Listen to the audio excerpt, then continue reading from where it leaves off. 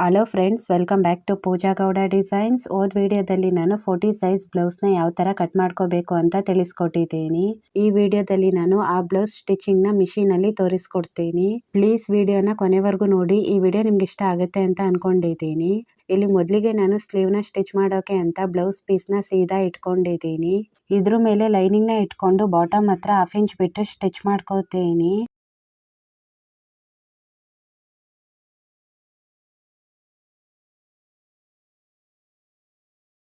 Stitch ಆಗಿದೆ. ಕರೆಕ್ಟಾಗಿ fold ಆಗಲಿ ಅಂತ ಹೇಳಿ ಈಗ ನಾನು ಸಣ್ಣ ಸಣ್ಣದಾಗಿ ಕಟ್ ಮಾಡ್ಕೋತೀನಿ. ನಂತರ ಇದನ್ನ ಈ ಕಡೆಗೆ ತಿರುಗಿಸ್ಕೋತೀನಿ. ಇಲ್ಲಿ ಲೈನಿಂಗ್ ಮೇಲೆ ಒಂದು ಸ್ಟಿಚ್ ಮಾಡ್ಕೋತೀನಿ.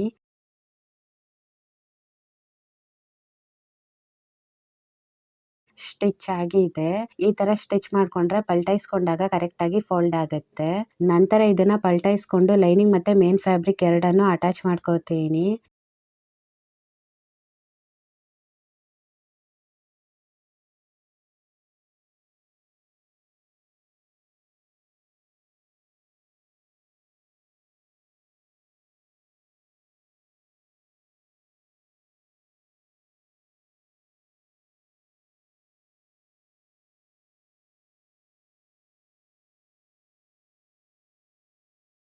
ಈ ತರ ನೀಟಾಗಿ ಅಟ್ಯಾಚ್ ಆಗಿದೆ.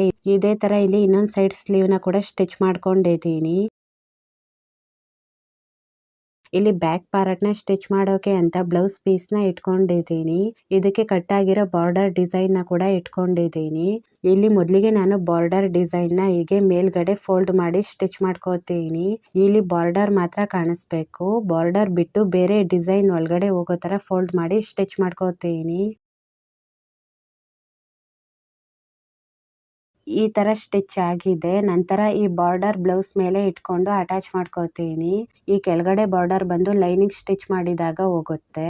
ಮೇಲ್ಗಡೆ ಆಲ್ರೆಡಿ ಸ್ಟಿಚ್ ಆಗಿದೆ. ಇವಾಗ ಇದನ್ನ ನಾನು ಬ್ಲೌಸ್ಗೆ ಅಟ್ಯಾಚ್ ಮಾಡ್ಕೋತೀನಿ.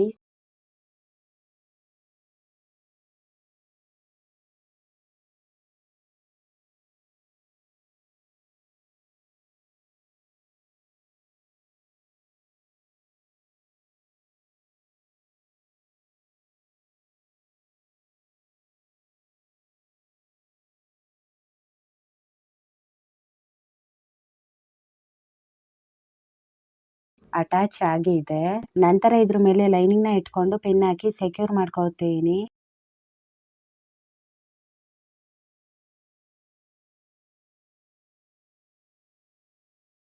ಇವಾಗ ಮೊದಲಿಗೆ ಬ್ಲೌಸ್ ನೆಕ್ ಹತ್ರ 1/2 ಇಂಚ್ ಬಿಟ್ಟು ಸ್ಟಿಚ್ ಮಾಡ್ಕೋತೀನಿ.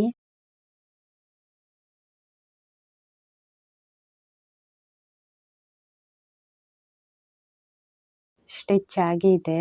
ಇಲ್ಲಿ ಸಣ್ಣ ಸಣ್ಣದಾಗಿ ಕಟ್ ಮಾಡ್ಕೋತೀನಿ.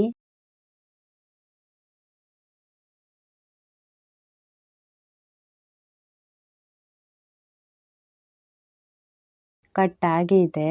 ಜೊತೆಗೆ ಈ ಬ್ಲೌಸ್ ಬಾಟಮ್ನ ಕೂಡ 1/2 ಇಂಚ್ಗೆ ಸ್ಟಿಚ್ ಮಾಡ್ಕೋತೀನಿ.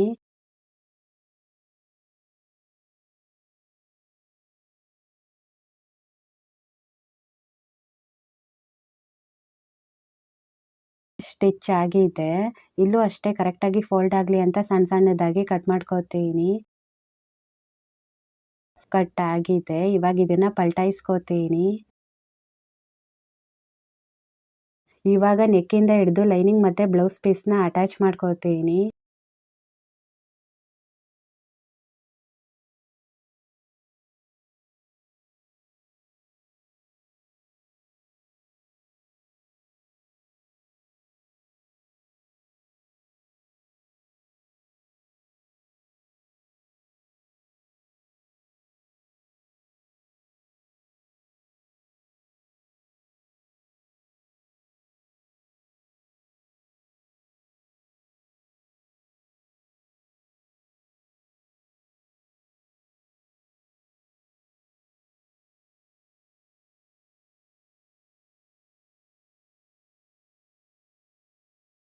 ಅಟ್ಯಾಚ್ ಆಗಿದೆ. ಇವಾಗ ಇದನ್ನ ಉಲ್ಟಾ ಇಟ್ಕೊಂಡು ಡೈರೆಕ್ಟ್ನ ಹೀಗೆ ಫೋಲ್ಡ್ ಮಾಡಿ ಇಟ್ಕೊಂಡು ಸ್ಟಿಚ್ ಮಾಡ್ಕೋತೀನಿ.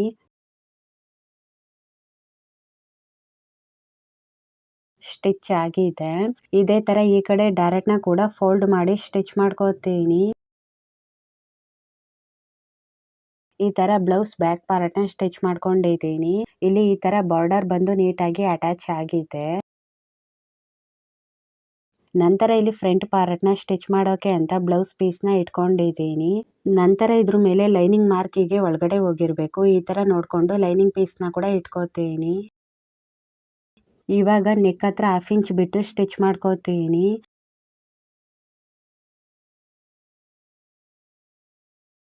ನಂತರ ಇಲ್ಲಿ ಸಣ್ಣ ಸಣ್ಣದಾಗಿ ಕಟ್ ಮಾಡ್ಕೋತೀನಿ. ಕಟ್ ಆಗಿದೆ. ಇವಾಗ ಇದನ್ನ ಹೀಗೆ ತಿರುಗಿಸ್ಕೊಂಡು ಲೈನಿಂಗ್ ಮೇಲೆ ಒಂದು ಸ್ಟಿಚ್ ಮಾಡ್ಕೋತೀನಿ.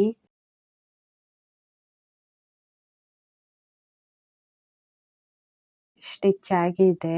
ನಂತರ ಇದನ್ನ ಪಲ್ಟಾಯಿಸ್ಕೊಂಡು ಲೈನಿಂಗ್ ಮತ್ತೆ ಬ್ಲೌಸ್ ಪೀಸ್ ನ ಅಟ್ಯಾಚ್ ಮಾಡ್ಕೋತೀನಿ.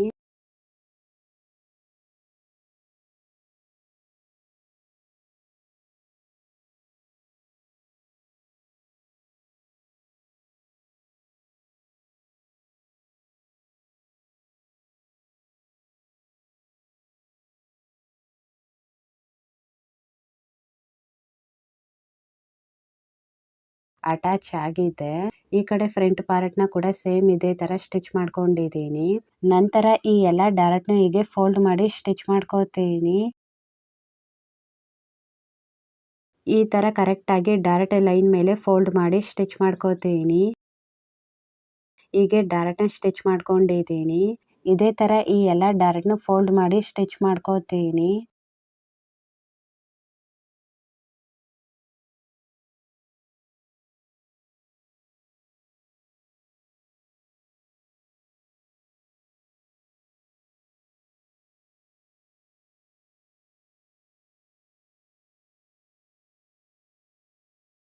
ಹೀಗೆ ಡಾಟ್ ನ ಹೀಗೆ ಸ್ಟಿಚ್ ಮಾಡ್ಕೊಂಡಿದ್ದೀನಿ.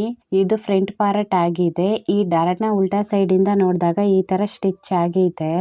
ಇದೇ ತರ ಇನ್ನೊಂದು ಫ್ರಂಟ್ ಸೈಡ್ ಡಾಟ್ ನ ಕೂಡ ಸ್ಟಿಚ್ ಮಾಡ್ಕೊಂಡಿದ್ದೀನಿ.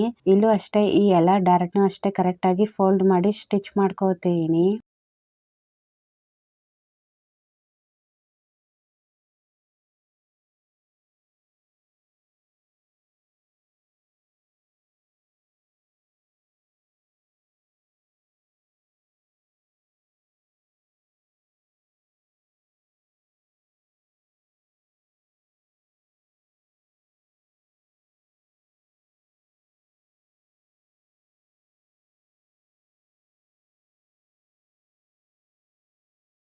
ಈ ತರ ಫ್ರಂಟ್ ಪಾರ್ಟ್ ಡಾಟ್ ನ ಕೂಡ ಸ್ಟಿಚ್ ಮಾಡ್ಕೊಂಡಿದ್ದೀನಿ. ನಂತರ ಇಲ್ಲಿ ಫ್ರಂಟ್ ಪಾರ್ಟ್ ಪಟ್ಟಿನ ಸ್ಟಿಚ್ ಮಾಡೋಕೆ ಅಂತ ಇಟ್ಕೋತೀನಿ. ಇಲ್ಲಿ ಲೈನಿಂಗ್ ಪಟ್ಟಿನ ಇಟ್ಕೊಂಡಿದ್ದೀನಿ. ನಂತರ ಬ್ಲೌಸ್ ಪೀಸ್ ನ ಇಟ್ಕೋತೀನಿ. ಮತ್ತೆ ಈ ಲೈನಿಂಗ್ ಪೀಸ್ ನ ಇಟ್ಕೋತೀನಿ. ಈ ತರ ಇಟ್ಕೊಂಡು ಪಟ್ಟಿ ಬಾಟಮ್ ನ 1/2 ಇಂಚ್ ಬಿಟ್ಟು ಸ್ಟಿಚ್ ಮಾಡ್ಕೋತೀನಿ.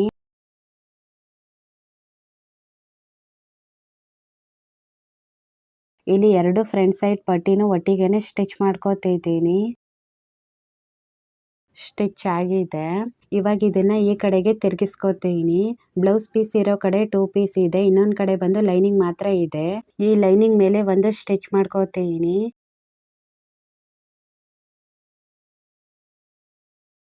ಇದೇ ತರ ಈ ಕಡೆ ಪಟ್ಟಿನ ಕೂಡ ಹೀಗೆ ಓಪನ್ ಮಾಡಿ ಇಟ್ಕೊಂಡು ಚೆಕ್ ಮಾಡ್ಕೋತೀನಿ. ಬ್ಲೌಸ್ ಪೀಸ್ ಇರೋ ಕಡೆ 2 ಪೀಸ್ ಇದೆ. ಇನ್ನೊಂದ್ ಕಡೆ ಬಂದು ಲೈನಿಂಗ್ ಮಾತ್ರ ಇದೆ. ಈ ಲೈನಿಂಗ್ ಮೇಲೆ ಒಂದು ಸ್ಟಿಚ್ ಮಾಡ್ಕೋತೀನಿ.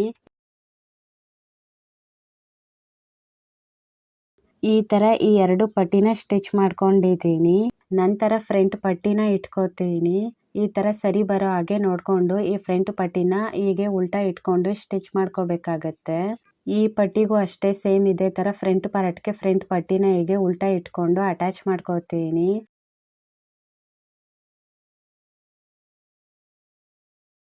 ಇಲ್ಲಿ ಡಬಲ್ ಸ್ಟಿಚ್ ಮಾಡ್ಕೋಬೇಕು.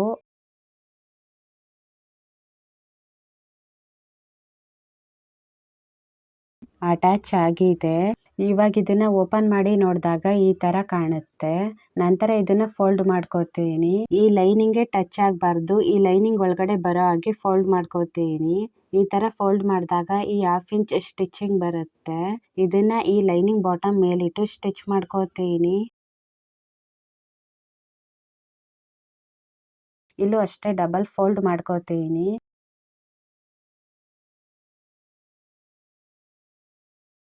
ಸ್ಟಿಚ್ ಆಗಿದೆ. ಇವಾಗ ಇದನ್ನ ಈ ಸೈಡ್ ಇಂದ ಓಪನ್ ಮಾಡ್ಕೋತೀನಿ.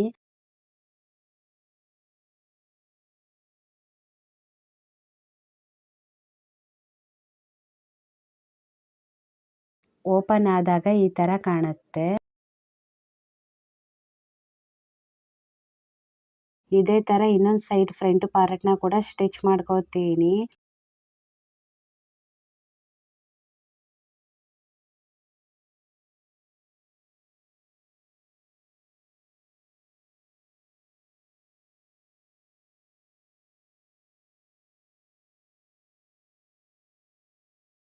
ನಂತರ ಇದನ್ನ ಫೋಲ್ಡ್ ಮಾಡಿ ಈ ಲೈನಿಂಗ್ ಬಾಟಮ್ ಹತ್ರ 1/2 ಇಂಚ್ ಬಿಟ್ಟು ಸ್ಟಿಚ್ ಮಾಡ್ಕೋತೀನಿ.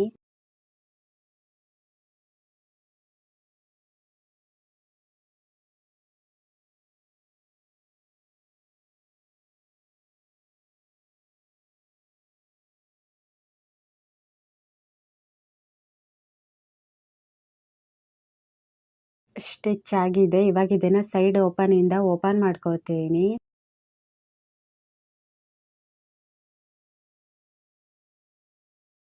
ಓಪನ್ ಆಗಿದೆ.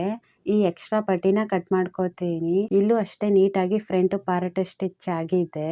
ಇಲ್ಲಿ ಹುಕ್ಸ್ ಅಟ್ಯಾಚ್ ಮಾಡ್ಕೊಂಡಾಗ ಈ ಎರಡು ಫ್ರಂಟ್ ಪಾರ್ಟ್ ಕೂಡ ಸಮ ಬಂದಿರಬೇಕು. ಈ ತರ ಸಮ ಬಂದಿದ್ಯಾ ಅಂತ ಇಲ್ಲಿ ಚೆಕ್ ಮಾಡ್ಕೋತೀನಿ. ಇಲ್ಲಿ ಸಮ ಬಂದಿದೆ. ಫ್ರಂಟ್ ಪಾರ್ಟ್ ಹತ್ರ ಹುಕ್ಸ್ ಅಟ್ಯಾಚ್ ಮಾಡಿ ವೇರ್ ಮಾಡಿದಾಗ ಕರೆಕ್ಟ್ ಆಗಿ ಕೂರುತ್ತೆ. ಇಲ್ಲಿ ಹುಕ್ಸ್ ಪಟ್ಟಿ ಅಟ್ಯಾಚ್ ಮಾಡ್ಕೋತೀನಿ. ಇಲ್ಲಿ ಬ್ಲೌಸ್ ಜೊತೆಗೆ ಲೈನಿಂಗ್ ಸ್ಟಿಚ್ ಆಗಿರೋ ಪೀಸ್ ನ ತಗೊಂಡಿದ್ದೀನಿ. ಇದನ್ನ ನೆಕ್ ಶೇಪ್ ಮೇಲೆ 1 ಇಂಚ್ ಬರೋ ತರ ಇಟ್ಕೊಂಡು ಸ್ಟಿಚ್ ಮಾಡ್ಕೋತೀನಿ. ಲೈನಿಂಗ್ ಬಾಟಮ್ ಹತ್ರ ಕೂಡ 1 ಇಂಚ್ ಫೋಲ್ಡಿಂಗ್ ಅಂತ ಬಿಟ್ಕೊಂಡಿದ್ದೀನಿ. ನಂತರ ಇದನ್ನ ತಿರುಗಿಸ್ಕೊಂಡು ಹೀಗೆ 1 ಇಂಚ್ ಎಕ್ಸ್ಟ್ರಾ ಬ್ಲೌಸ್ ಪೀಸ್ ಅಳತೆಗೆ ಫೋಲ್ಡ್ ಮಾಡಿ ಸ್ಟಿಚ್ ಮಾಡ್ಕೋತೀನಿ. ಈ ತರ ಫೋಲ್ಡ್ ಆಗಿರ್ಬೇಕು. ಈ ತರ ನೋಡ್ಕೊಂಡು ಇಟ್ಕೊಂಡು ಸ್ಟಿಚ್ ಮಾಡ್ಕೋತೀನಿ.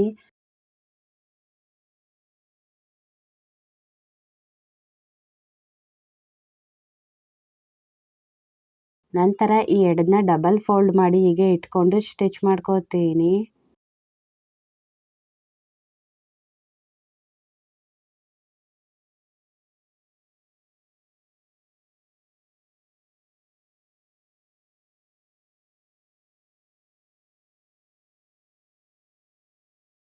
ಸ್ಟಿಚ್ ಆಗಿದೆ.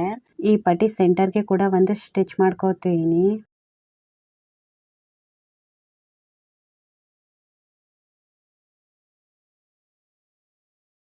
ಸ್ಟಿಚ್ ಆಗಿದೆ. ಈ ಪಾರ್ಟ್ ಅಲ್ಲಿ ದಾರನ ಸ್ಟಿಚ್ ಮಾಡ್ಕೋತೀನಿ. ನಂತರ ಇನ್ನೊಂದು ಫ್ರಂಟ್ ಪಾರ್ಟ್ ನ ಕೂಡ ಇಟ್ಕೊಂಡಿದ್ದೀನಿ. ಇದಕ್ಕೆ ನಾನು ಲೈನಿಂಗ್ ನ ತಗೊಂಡಿದ್ದೀನಿ. ಈ ಲೈನಿಂಗ್ ನ ಹೀಗೆ ಡಬಲ್ ಫೋಲ್ಡ್ ಮಾಡಿ ಇಟ್ಕೊಂಡು ಮೇಲೆ ಮತ್ತೆ ಕೆಳಗಡೆ ಫೋಲ್ಡಿಂಗ್ ಅಂತ 1 ಇಂಚ್ ನ ಬಿಟ್ಟು ಸ್ಟಿಚ್ ಮಾಡ್ಕೋತೀನಿ.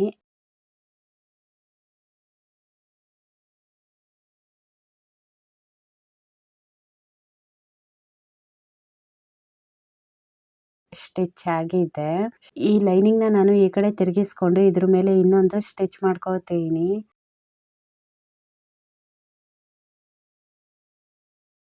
ನಂತರ ಈ 1 ಇಂಚ್ ಎಕ್ಸ್ಟ್ರಾ ಹೀಗೆ ಫೋಲ್ಡ್ ಮಾಡಿ ಸ್ಟಿಚ್ ಮಾಡ್ಕೋತೀನಿ. ಮೇಲೆ ಕೂಡ ಹೀಗೇನೆ ಸೇಮ್ ಇದೇ ತರ ಫೋಲ್ಡ್ ಮಾಡಿ ಸ್ಟಿಚ್ ಮಾಡ್ಕೋತೀನಿ.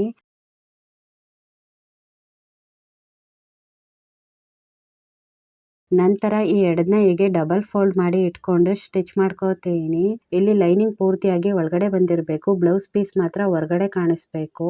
ಈ ತರ ಇಟ್ಕೊಂಡು ಸ್ಟಿಚ್ ಮಾಡ್ಕೋತೀನಿ.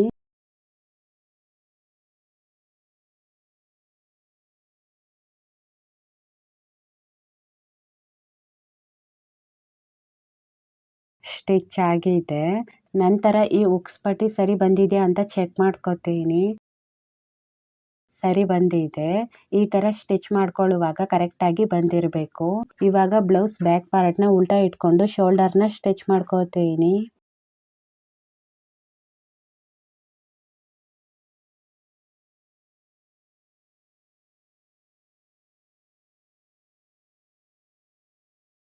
ಅಟ್ಯಾಚ್ ಆಗಿದೆ. ಈ ಕಡೆ ಶೋಲ್ಡರ್ ನ ಕೂಡ ಅಟ್ಯಾಚ್ ಮಾಡ್ಕೋತೀನಿ.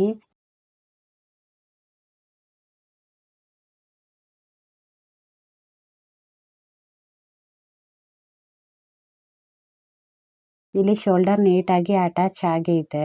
ನಂತರ ಸ್ಲೀವ್ ನ ಇಟ್ಕೊಂಡಿದ್ದೀನಿ.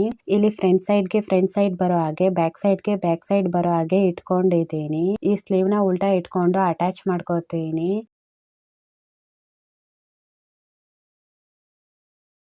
ಇಲ್ಲಿ ನಾನು ಡಬಲ್ ಸ್ಟಿಚ್ ಮಾಡ್ಕೋತೀನಿ. ಸ್ಟಿಚ್ ಆಗಿದೆ. ಈ ತರ ಸ್ಲೀವ್ ಸ್ಟಿಚ್ ಆಗಿದೆ. ಇದೇ ತರ ಈ ಕಡೆಗೂ ಕೂಡ ಸ್ಲೀವ್ ನ ಉಲ್ಟಾ ಇಟ್ಕೊಂಡು ಅಟ್ಯಾಚ್ ಮಾಡ್ಕೋತೀನಿ.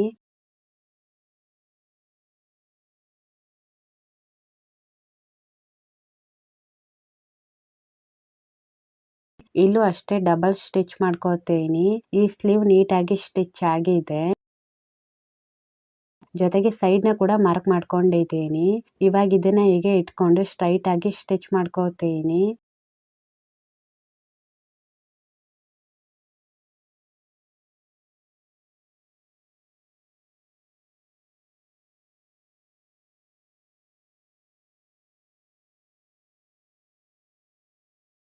ಸ್ಟಿಚ್ ಆಗಿದೆ. ಇದ್ರ ಪಕ್ಕದಲ್ಲಿ ನಾನು ಹಾಫ್ ಇಂಚ್ ಬಿಟ್ಟು ಮತ್ತೆ ಸ್ಟಿಚ್ ಮಾಡ್ಕೋತೀನಿ. ಇದೇ ತರ ಈ ಕಡೆ ಬ್ಲೌಸ್ ಸೈಡ್ ನ ಕೂಡ ಸ್ಟಿಚ್ ಮಾಡ್ಕೋತೀನಿ. ಸ್ಟಿಚ್ ಆಗಿದೆ. ಈ ತರ ಬ್ಲೌಸ್ ನ ನಾನು ಮಿಷಿನ್ ಅಲ್ಲಿ ಯಾವ ತರ ಪೂರ್ತಿಯಾಗಿ ಸ್ಟಿಚ್ ಮಾಡ್ಕೋಬೇಕು ಅಂತ ತಿಳಿಸ್ಕೊಟ್ಟಿದ್ದೀನಿ. ನಿಮ್ಗೇನಾದ್ರೂ ನನ್ನ ವಿಡಿಯೋಸ್ ಇಷ್ಟ ಆದ್ರೆ ಪ್ಲೀಸ್ ನನ್ನ ಚಾನಲ್ ನ ಲೈಕ್ ಮಾಡಿ, ಶೇರ್ ಮಾಡಿ, ಜೊತೆಗೆ ಸಬ್ಸ್ಕ್ರೈಬ್ ಕೂಡ ಮಾಡ್ಕೊಳ್ಳಿ. ಇದೇ ತರ ಕನ್ನಡದಲ್ಲಿ ಇನ್ನೂ ಜಾಸ್ತಿ ವಿಡಿಯೋಸ್ ಮಾಡ್ತಾ ಇರ್ತೀನಿ. ಪ್ಲೀಸ್ ನಂಗೆ ಸಪೋರ್ಟ್ ಮಾಡಿ. ನನ್ನ ವಿಡಿಯೋ ನೋಡಿದ್ದಕ್ಕೆ ತುಂಬಾ ಥ್ಯಾಂಕ್ಸ್ ಫಾರ್ ವಾಚಿಂಗ್.